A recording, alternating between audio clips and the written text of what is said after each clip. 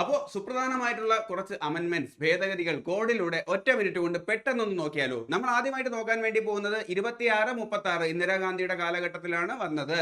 അതിന് 2-6 3-6 എന്ന് ഓർത്തോളൂ. 3-6 സ്ഥലം ഓർമ്മയില്ലേ, അതുപോലെയാണ് 2-6. ഇന്ത്യക്ക് സ്വാതന്ത്ര്യം കിട്ടിയതിനു ശേഷം പണ്ട് നമ്മുടെ നാട്ടിലെ പല സ്ഥലങ്ങളും ഭരിച്ചിരുന്ന നാട്ടുരാജാക്കന്മാർക്ക് പിന്നെ കാശില്ലാതായി. അതുകൊണ്ട് ഇന്ത്യ ഗവൺമെന്റ് വർഷാവർഷം അവരുടെ പേഴ്സിൽ കുറച്ച് പൈസ ഇട്ട് കൊടുക്കും. നീ 2-6 പോയിട്ട് വാ. 3-6 സ്ഥലമില്ലേ, അതുപോലെ ടൂർ 2-6 പോയിട്ട് വാ. അതാണ് 2-6. എന്നാൽ 1971 ഇന്ദിരാഗാന്ധി 1966 ഭരണത്തിൽ കയറുന്നത്. 5 വർഷം പൂർത്തിയാക്കുമ്പോൾ പറഞ്ഞു, ഇനി നീ ഒന്നും 2-6 പോയി സൂയിക്കണ്ട, പേഴ്സിൽ കൊടുക്കാനുള്ള പൈസ നിർത്തി വെച്ചു. അതാണ് പ്രിവ്യൂ പേഴ്സ്.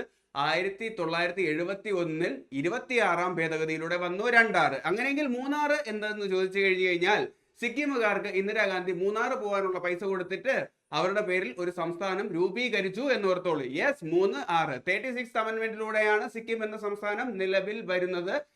എന്ന് ചോദിച്ചു കഴിഞ്ഞാൽ 1975 ഇന്ത്യ റിപ്പബ്ലിക്കായി 25 വർഷം കഴിയുമ്പോൾ എന്ന് ഓർത്തോളൂ. അങ്ങനെയെങ്കിൽ നാഗത്തിന്റെ പേരിൽ ഒരു സംസ്ഥാനം രൂപീകൃതമാകുന്ന 1963 നാഗാലാൻഡ്. ഇതെന്തുകൊണ്ട് വന്നു എന്ന് ചോദിച്ചു കഴിഞ്ഞാൽ 1963 മയില് നമ്മുടെ ദേശീയ പക്ഷിയാകുന്നത്. അപ്പൊ മയിലിന്റെ ശത്രുവായ നാഗം ചോദിച്ചു, ഒന്നുമില്ലേ, മയിലിന് മാത്രമേ ഉള്ളൂ. അപ്പോ പറഞ്ഞു, ശരി, നിന്റെ പേരിൽ ഒരു സംസ്ഥാനം ഇരിക്കട്ടെ. നാഗാലാൻഡ് സംസ്ഥാനം 1963 രൂപീകൃതമായി. അമെന്റ്മെന്റ് ഏത് എന്ന് ചോദിച്ചു കഴിഞ്ഞാൽ 63 നിന്നും 50 കുറച്ചാൽ 13 കിട്ടും. 13th അമെന്റ്മെന്റിലൂടെയാണ് വന്നത്. അല്ലെങ്കിൽ 63 13 രണ്ടിലും 3 ഉണ്ട്.